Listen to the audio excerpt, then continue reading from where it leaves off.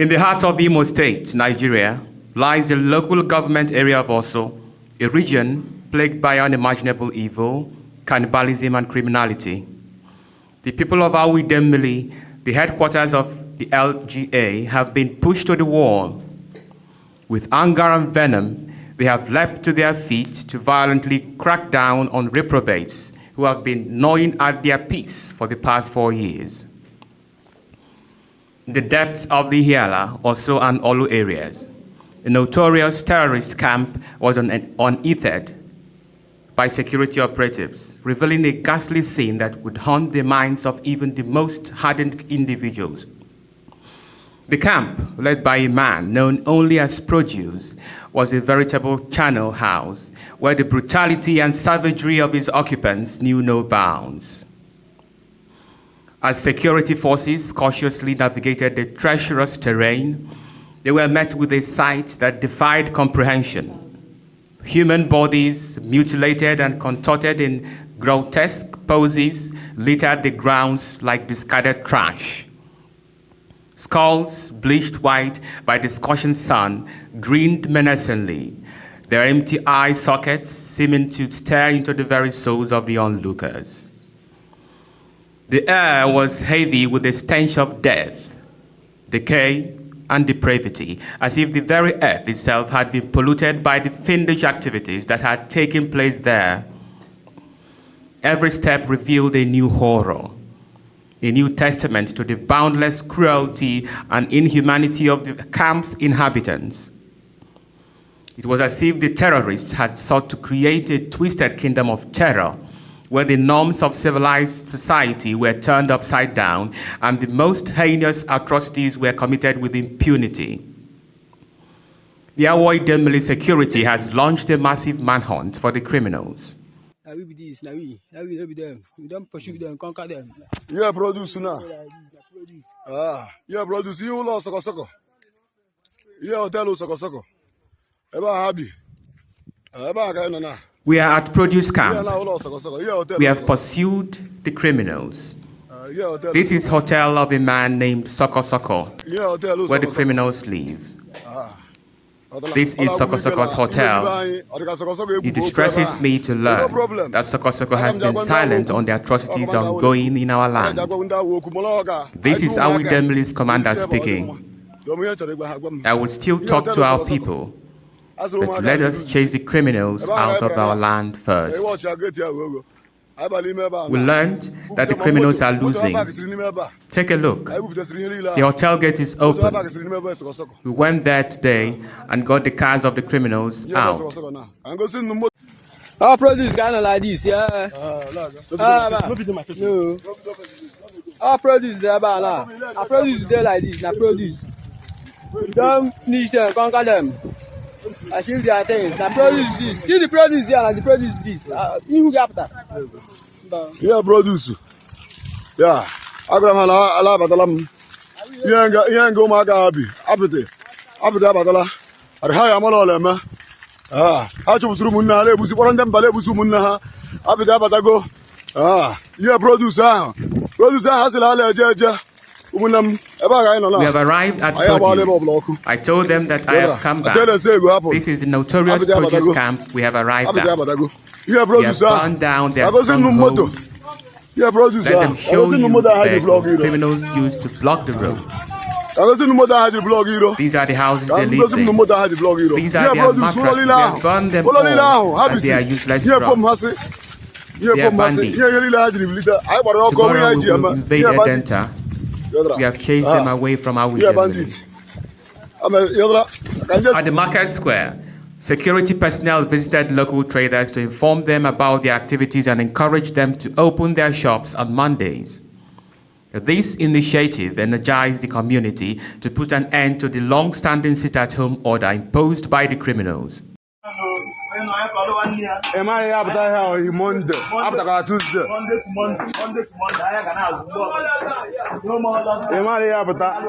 On Monday, don't come out on Tuesday. When you return home, tell your brothers and sisters, if you will not come out on Mondays, don't come out on Tuesdays also. From Monday to Monday, markets should open. No more lockdown.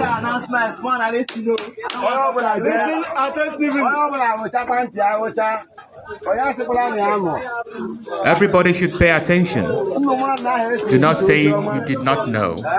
By all means possible, take this message to Osi Itokwa and all parts of Awidemili. I am a native of Awidemili. Some of you may know me. This may make it 4 years I left my hometown because of the heinous activities of these criminals. But I have come to tell you that I have come back, and I have come back with the government. As you all are listening to me, caution your children if you know they are part of this criminality. Also inform your neighbors in your residence, because I have come back.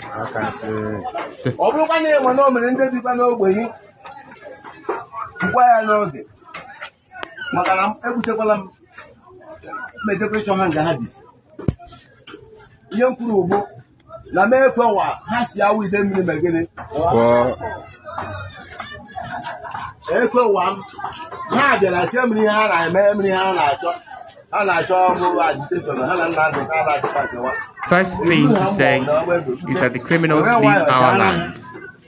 They came to me and said that Nnamdi Kanu had engaged them in the agitation.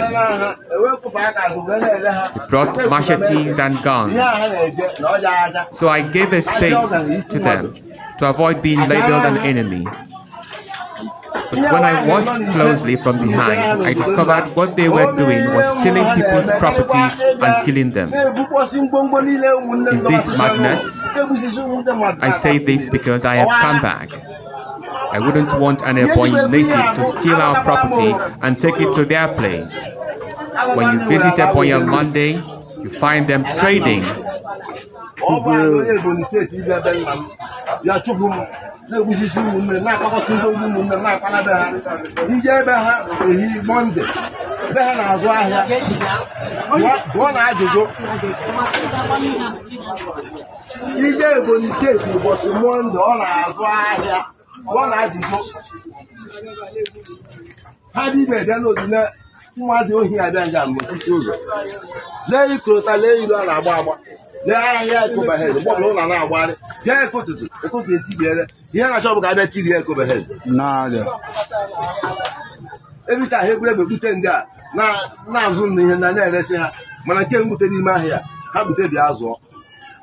So any bagban abu, especially Umokibri.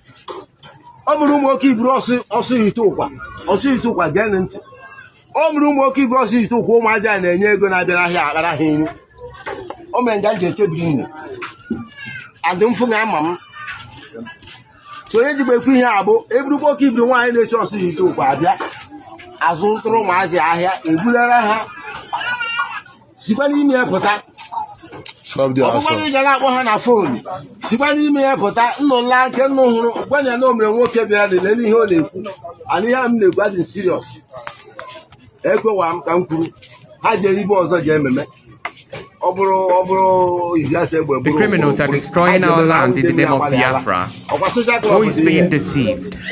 I don't want to hear anyone mention Biafra again. Tell them I said so. Anyone who mentions the name again will have me to contend with. On Tuesday, I will be here again to address you. If the market is not open on Monday, it will be closed altogether. Then I will know whether my word or the criminals will stand the test of time. For years, separatist militants hiding behind the facade of Biafra freedom have orchestrated a reign of terror, leaving a trail of bloodshed, fear, and destruction in their wake. The once peaceful communities of Osu were transformed into a battleground where the rule of law is non-existent, and the militants dictate the terms. These armed groups, masquerading as freedom fighters, have unleashed a wave of violence, targeting innocent civilians, including women, children, and the elderly. The roots of this chaos date back to 2021, when the Southeast witnessed a surge in insurgency.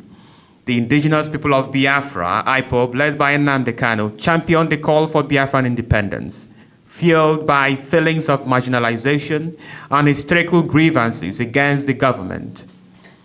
However, the government's response was aggressive militarization, security crackdowns, and mass arrests of supporters and youth. As the conflict escalated, so did the violence.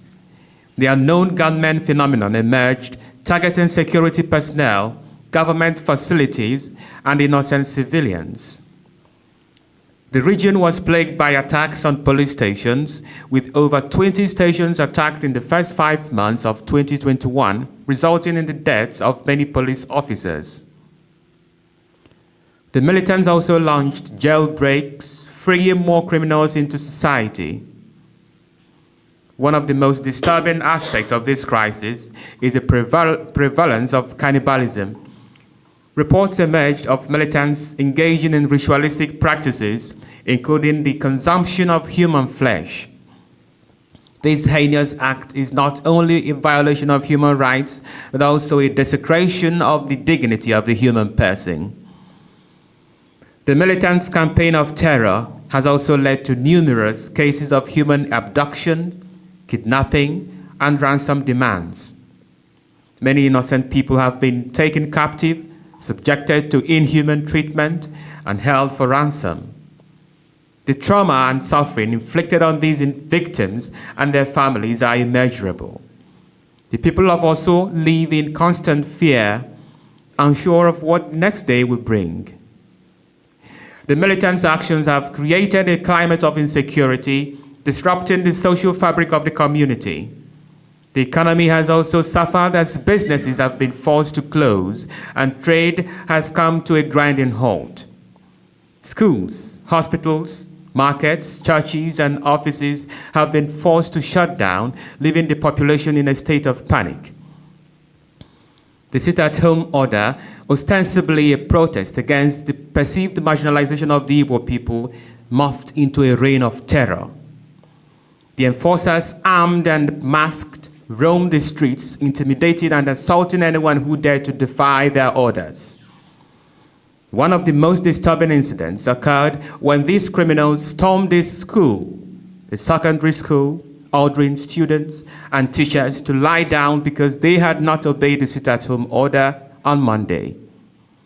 With the recent action of the people in Awo Idemili, message very clear. The residents have summoned resilience and determination to reclaim their communities. However, it is crucial to acknowledge the underlying issues driving the militancy, including poverty, unemployment, and perceived political marginalization. A holistic approach is necessary to address these grievances and restore peace to the region.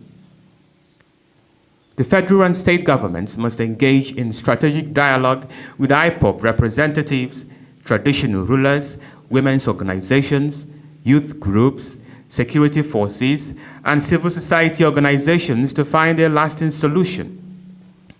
The government must also prioritize socio-economic development, investing in education, employment, and infrastructure to minimize the allure of militancy. As the people of Awo Idemili fight to reclaim their homes, it is essential to recognize the complexities of the conflict and the need for a multifaceted approach to address the root causes of the violence. Only through a collective effort can the region hope to achieve a lasting peace and stability.